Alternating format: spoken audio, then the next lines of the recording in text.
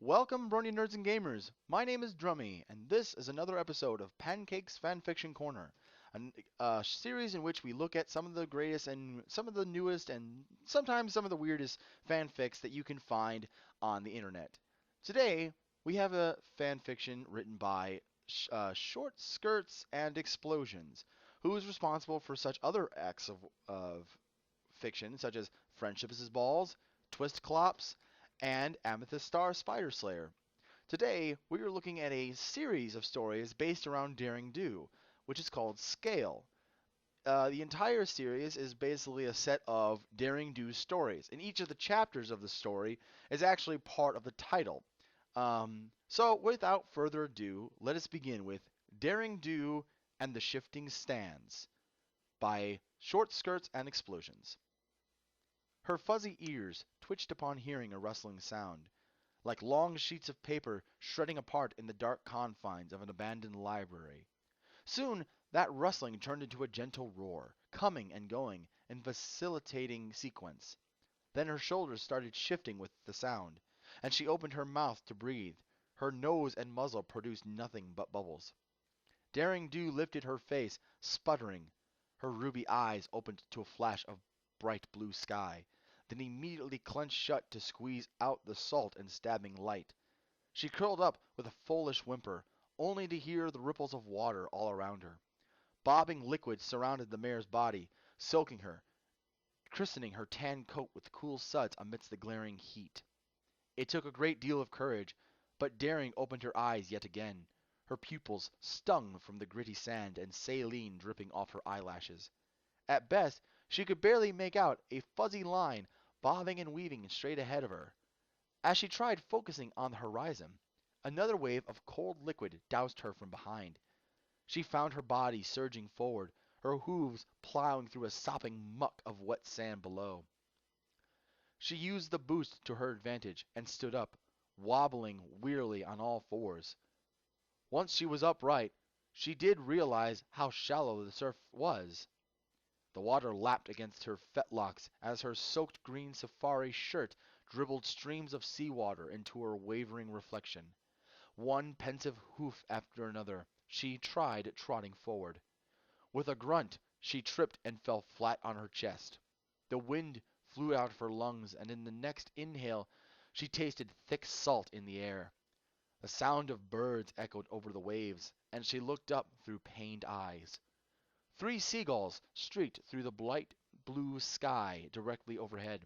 They spun like vultures, twirling counterclockwise, mechanically chasing each other forever and ever until Daring Do blinked. With a groan, Daring tried crawling forward. As she did so, she gazed directly ahead. A line of green fuzz solidified into a thin forest of palm trees and tall emerald grass, stretching left and right beyond rolling mounds of pale white sand. Daring found herself inching immediately towards a shallow beach dotted with bent palm trees and gray specks of exposed rock. She tilted her head back and forth to see what lay beyond her peripheral vision. As best as she could tell, the ocean shore stretched from horizon to horizon, not bending or breaking even once. The bird cries intensified. Daring glanced up. The seagulls spun their circle away, as if retreating from her glare. As another wave of surf struck the mare's weak body, she felt something tap into her right hoof. In a jerk, Daring glanced aside. She blinked to see a small object of brown leather sliding into her as it bobbed into the low surf. Reaching out, a hoof Reaching a hoof out, she spun the thing around. A beam of sunlight glinted across its surface, revealing the thing to be a book, splayed open with its ruined pages lying face first in the sand. A deep sigh that escaped the mare's lips. She reached a hoof up, hesitated, then slowly slicked her soaking wet mane back. After a few seconds, she stifled a groan, sat on her haunches, and propped the book up in her hooves. Daring Do was silent. Her nostrils flared once or twice, but otherwise her face remained as dead as stone. She scanned the sopping wet pages of the book, but there was nothing decipherable left to read. What was more, most if not all of the papers had been ripped out. leaving nothing but mottled, translucent leaves. She slapped the soaking tome shut and glanced at its cover.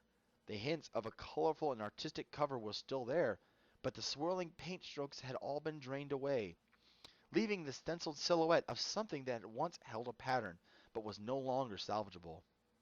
She exhaled quietly, in an emotionless shrug. She dropped the book with a wet plop onto the sand, where it was then consumed once more by the crashing waves. The tome floated back out to sea, and Daring Do trotted forward, this time with strength and purpose. Her slogging steps turned into wicked stomps as she crossed over from wet grit to dry sand. Powdery hoofprints marked the mare's deliberate path as she broke right at 90 degrees and began walking parallel to the shore.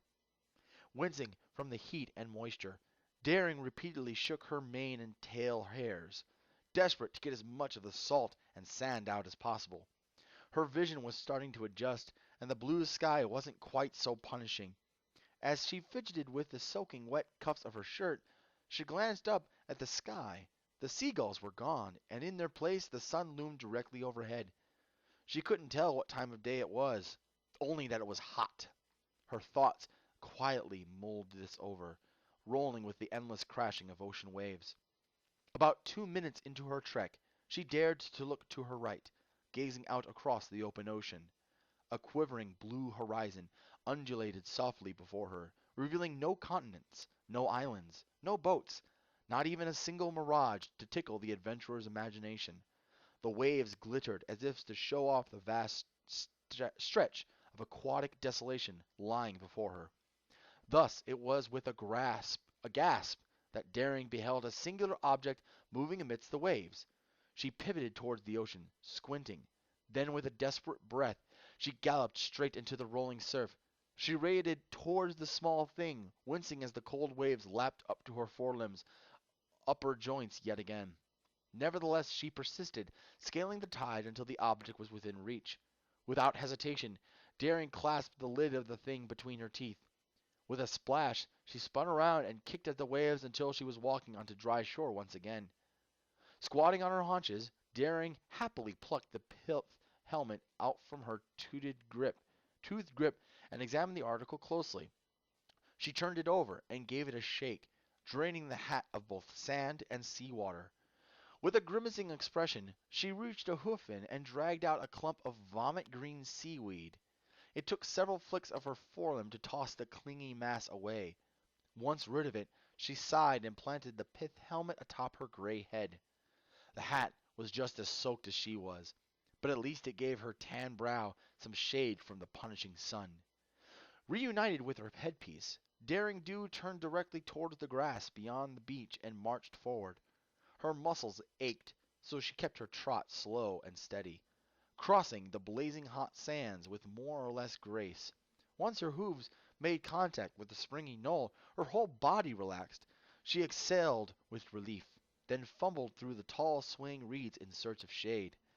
After about 10 minutes of traversing the edge of the shore's vegetation, she found a blissfully cool spot. A trio of palm trees stretched into one another, their rustling fronds forming a patch of shadow in which Daring Do eagerly squatted. She rested for the better part of an hour, peeling her wet shirt off and stretching it, unbuttoned, across a gray slab of exposed rock lying against the base of a steep hill. She emptied the pockets of her shirt and laid her personal belongings side by side in a patch of sand, right beside her pith helmet.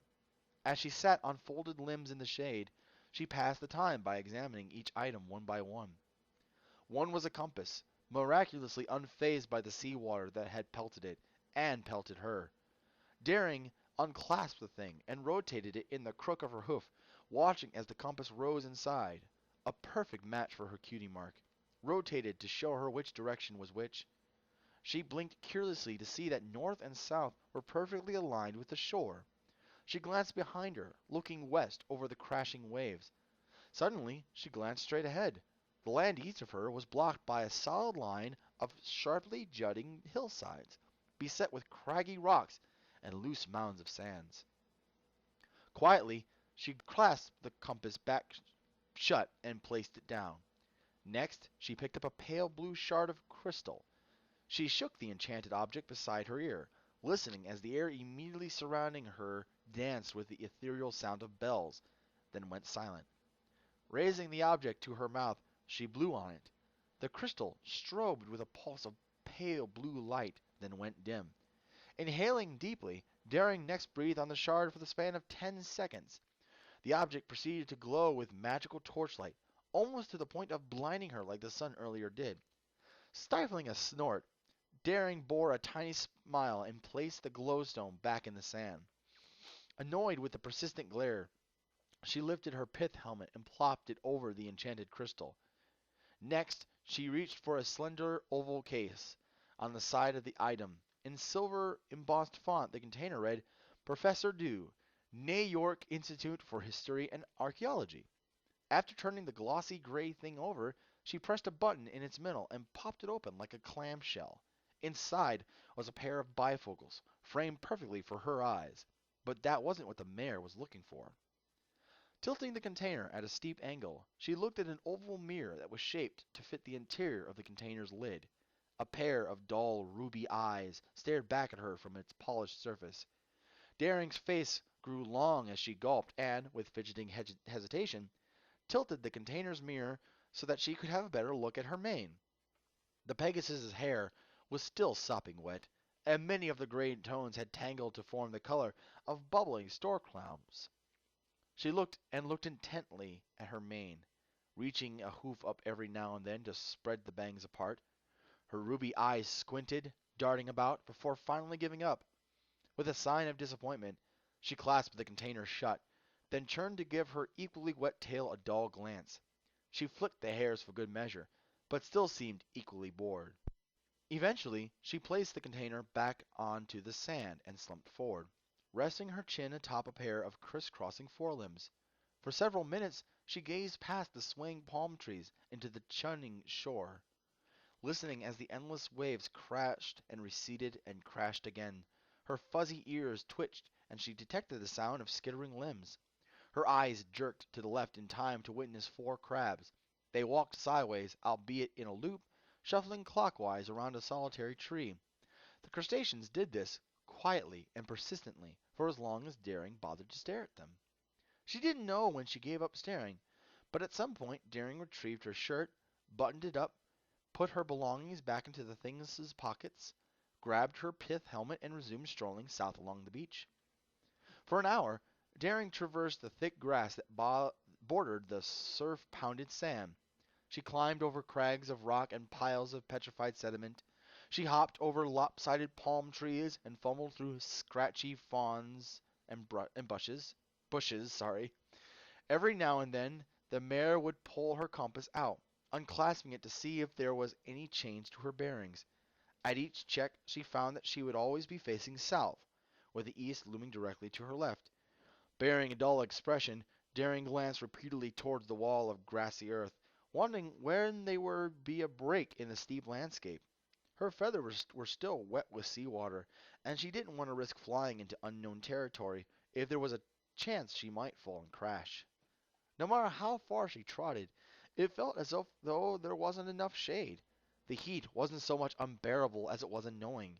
Daring hissed in discomfort, for the seawater that had dried on her coat had left fine granules of salt clinging to her skin, and it had made her flesh itch with a vengeance.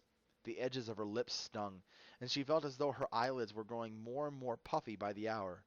The Pegasus quietly prayed for a cave or an alcove or a massive cluster of palm trees to appear and give her some much-needed shelter. Instead, she passed upon another blessing. There was a break in the grassy ridges to her left. Daring paused, squinting down what appeared to be a narrow chasm of sorts. It wasn't too thin. Daylight filtered down at random spurts, and she detected a hint of fine mist filtering out from the sudden cleft in the earth. Without hesitation, Daring turned left and briskly trotted east. She was immediately rewarded with a cool reprieve as the shade of palms and rock faces crossed over her like shadow puppets. The ravine meandered, winding right and left and right again. Soon, the crashing of waves dwindled into obscurity behind the mare, gradually replaced with the roar of another sort. Curiosity led Daring further down the serpentine cabin. as did a delightfully cool spray of moist air. At last she trotted around a final bend. The steep earth sloped down, revealing an emerald glen flanked by thick bushes buzzing with insects. Daring's attention was stolen by a shimmering sight at the far end of the clearing, that of an enormous waterfall crashing into a shallow pond at the base of a steep rock face. A dense patch of shade hugged the walls, leading to a niche that curved inward from the pond, giving the mare enough space to walk through between the rock and the thundering waterfall. Daring stepped underneath the natural overhang, and immediately she was in heaven. Wave after wave of cool, clinging moisture pelted her weary body with delight. She bore a rosy-cheeked smile as her walk slowed into a lazy trot. She stretched her neck against the rising mist, allowing the airborne droplets to kiss her every square inch of her coat. The adventurer's green shirt was being soaked again, but she didn't care. She came to a stop on the rocky platform directly behind the thickest curtain of the pounding falls. Her ears drooped to avoid being deafened as she leaned in and stuck her hoof courageously into the deluge, testing the pressure of the plummeting moisture. The water stung a bit to the touch, but the coolness outweighed the pain. Smiling, Daring took her pith helmet off and plopped it down beside her. The Pegasus then set her hooves apart, balancing herself so as not to slip on the rock that had been smoothed to a pearlescent shine from countless centuries of liquid punishment. After a deep breath, she plunged her neck forward and doused her skull in the shallow pool. Once thoroughly doused, she yanked her head up, tossing her sopping wet mane back and allowing rivulets of water to roll down her neck and chest. She splashed hooffuls of moisture onto her lower limbs and fetlocks, washing away the sand and grit of her previous trek. It was halfway through this impromptu rinse that Daring paused, her ruby eyes catching movement from beneath the surface of the pond. She spotted three shapes darting around themselves, and it took her a few seconds to realize that they were rotating in a circle. The pony stood there, serenaded by the cacophonous waterfall, watching as three fish perpetually chased one another in a counterclockwise motion. Daring raised an eyebrow. On instinct, she looked straight up and ahead of her. There was a dark shape from beyond the waterfall, lying perfectly still. Slowly, Daring squatted low and slipped her pith helmet back on. With cautious steps, her wet body crept around the edge of the rock face, slowly emerging from the earthen niche beyond the other edge of the waterfall. As she rounded the cascading deluge, she spotted a dark cave lingering on the far edge of the glen. It stood out like a sore hoof, leaving her amazed that she had not seen it when she first arrived upon the clearing. With quiet steps, she padded across the grass, approaching the mouth of the cave. A cold wind billowed through the stone chamber. From where she stood at the entrance to the natural formation, she estimated that the craggy corridor was no less than 20 feet wide. After a few deep breaths, Daring slithered forward. Darkness overcame her, and she slowed her movement in order to stretch a hoof toward the left front pocket of her shirt. Unbuttoning the flap, she slid out her enchanted sewn so that it protruded halfway from her outfit. Breathing hotly on the shard, she summoned a pale blue glow. A cold spotlight bounced and bobbed ahead of her, matching her movement, lighting her path as she spelunked the straight corridor that cut through what she assumed to be a rocky hill. Much like the crashing surf, the roar of the waterfall behind her dwindled. The underground passage was deathly silent, punctuated only by Daring's clopping hoofsteps and the occasional sound of moisture dripping in the dank cave's unlit recesses. Daring pivoted her chest left and right, shining the swath of pale blue light back and forth. Despite her efforts, she could only illuminate the walls of the place. There was no sight of the cave's end. At first, Daring was puzzled and even slightly dismayed. About 5 minutes into the underground trek, she slowed her trot, for the echoes of her hoofsteps were becoming lesser and lesser apart. Suddenly, a halo of light solidified in front of her. The mare's glowing stone was illuminating a solid wall. She came to a stop, her hooves shuffling. Breathlessly, she gawked at the apparent dead end. Just then, a drop of water fell from the ceiling directly in front of her, but it made no sound. She looked straight down and realized why. There was a drop a hole, and it fell into complete darkness. Gulping, Daring breathed into the enchanted glowstone once again, causing it to pulsate with renewed energy. She squatted down to her chest and peered over the edge of the drop, shining her light directly into the vertical space. As she did so, a wave of air blew at her mane. She winced, then furrowed her brow in thought. The air obviously had to be coming from somewhere. Determined to find out, Daring stood back up and stretched her wings. She didn't feel ready to fly, but she was certain that she could glide if she put her mind to it.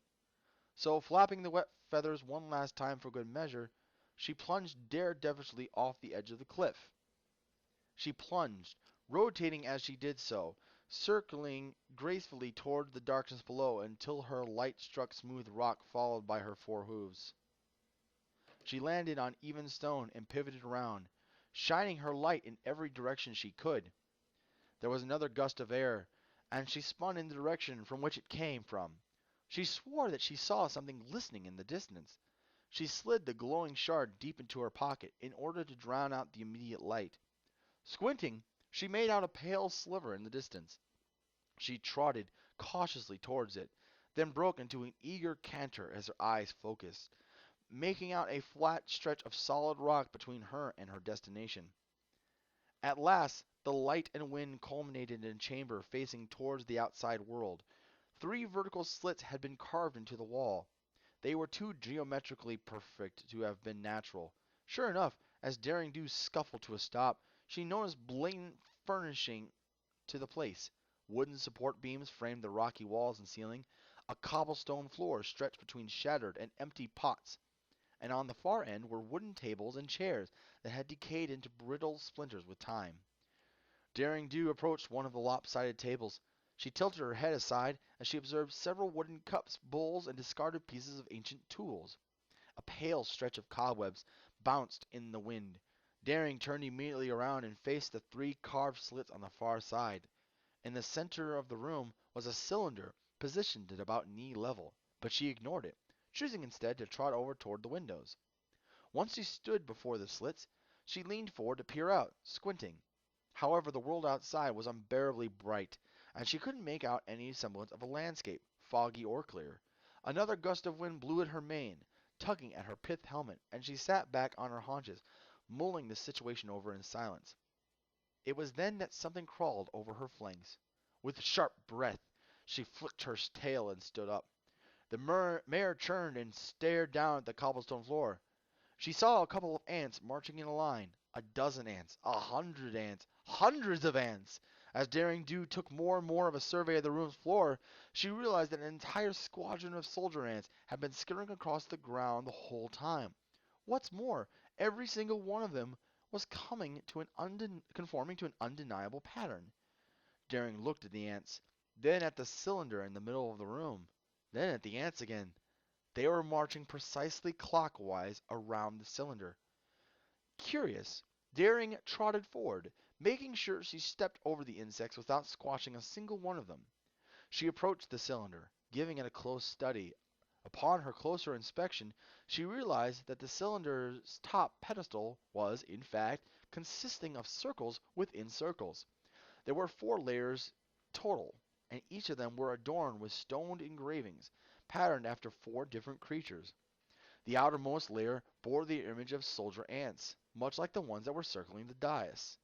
Working its way in, Daring saw a circle inscribed with fish, a smaller circle inscribed with crabs, and a final small circle inscribed with seagulls. The adventurer cocked her head to the side. Cautiously, she reached 2 hooves forward. She gripped the outermost circle of the cylinder gently at first and gave it a tug. Slowly, with a scraping noise, she found that she could rotate the outer circle along the cylinder's circumference. Something dramatically shifted in her peripheral. She looked down, then did a double take, her ruby eyes wide. Every single soldier ant had stopped marching altogether, instead scurrying collectively towards her with their barbed mandibles thirsting for tender pony flesh. Daring hissed through clenched teeth. She looked at the ants, then at the carvings that matched them on the outer circle. Her head jerked, and as thought ripped through her mind, with a jolt she rotated the circle to the other way, clockwise. The ants all stopped in place, their feelers waving in the air. Daring held her breath and continued rotating the circle clockwise. The ants walked unnaturally backwards, went back into formation, continuing their clockwise orbit of the cylinder, and Daring in turn. The Pegasus exhaled with relief. At last the circle stopped rotating altogether, clicking loudly as it locked in place. Daring stood there, leaning limply on the cylinder, rubbing her chin in thought. Then with a brightening expression, she brushed her hooves towards the next ring of stone.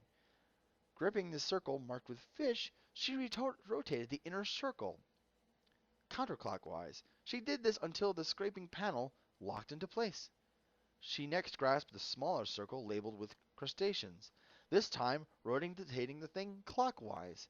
After it clicked to a stop, she finally gripped the smallest of the circle and, with much effort, forced it to rotate counterclockwise. When this one clicked to a stop, it popped up in the center of the stone cylinder like a loose piston, forcing Daring to emit a slight yelp. She backed up as a deep rumble rolled through the cylinder, or the chamber. Then, with an explosion of fine powder, the cylinder expelled wave after wave of loose sand from deep within its interior. The cobblestone floor was absolutely covered with sediment, sweeping the ants away and burying them all together.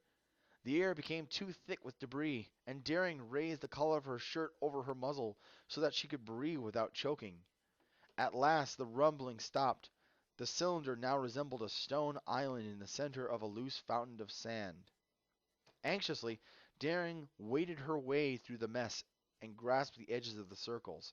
This time she lifted, and the top of the cylinder popped off like the lid to a jar of strawberry preserves. She flung it aside, hearing as it crashed loudly against a wall of crumpled wooden furniture. Daring looked down into what turned out to be a round chest. A single item lay in the center of it, exposed after all the sand had spilled loose from the device. Reaching down, Daring grasped it and raised it up into the light from the windows. It was a book, a very thick one at that. Years of sifting through coarse sand had rubbed off any hint of a title or picture along its leather covers. Daring wasted no time in dwelling on this obscure detail. She opened the book, flinging its pages wide. A fine dust was added to the already suffocating air. She studied the white pages, her eyes narrowing. Perhaps it was the sand, or perhaps the milky white haze that wafted in through the windows, but all she could see was a foggy blur of text. There was nothing to decipher, and Daring wasn't about to try. With a sudden jerk, the pony flung her mouth forward, bit her teeth into a thick wad of pages, and yanked her head back. The air of the room roared with the tearing of ancient sheets of paper. In an instant, the adventurer had ripped half of the book's contents to shreds. She let the loose leaves fall to the ground, where they mixed with the sand. It wasn't long after that a heavy gust of wind blew in from the world outside. Daring Do gritted her teeth and covered her head. She fell to the ground, almost drowning in sand and loose pages. As soon as the tumult began, silence reigned once again. She swam her way up through the dust and stood on four hooves, squinting into a continuous gale. Looking out through the three windows, her vision finally spotted a landscape. Waves upon waves of rolling green hills stretched as far as Daring's ruby eyes could see. Tall grass waved in perpetual downdrafts as dark gray clouds swam overhead. Gone was the sound of crashing waves entirely, replaced instead by a whistling howl as a smell of pollen and dewy grass tickled the mare's nostrils. She couldn't explain why, but the tiniest of smiles adorned her lips. She trotted towards the centermost window, but suddenly paused. Reaching a hoof into her pockets, she fished around until she pulled out her eyeglass case. Popping the clamshell container open, she looked into the mirror built inside the thing's lid. Her smile left. She tilted the mirror until she got a good look at her windswept mane. Her eyes searched and searched, but found nothing. Daring sighed. Clasping the container shut, she slid it back into her pocket and stretched her wings. Her feathers were dry now, and it was about time she rested her legs. So with a triumphant gallop, she threaded her way through the centermost window and plunged over the edge. She dove down an enormous cliffside, shot her wings out, and sliced her way against the winds, gliding like a tan speck over the immense plain of rolling green hills. The end. An amazing story, without any dialogue at all. I definitely got to give my kudos to Short Skirts and Explosions for this story. Um, Certainly is an adventure. A little confusing. Not entirely sure what was happening. Some things left unexplained, I suppose. Maybe those are things that come out more clearly in the further chapters. Definitely worth a read if you get a chance. I would suggest reading the whole thing if you do get a chance, because I'm sure the other chapters are just as entertaining as this one. In that case, please join us again next time as we take a look at another fan fiction from the Brony community. And if you like this video, leave a like or comment below, and you can subscribe for more episodes and of more episodes here on Brony Nerds and Gamers. If you like to suggest a story that to be read, just leave a comment with the link, and I will consider it and probably do it since I have not yet gotten any suggestions. Until next time, good night.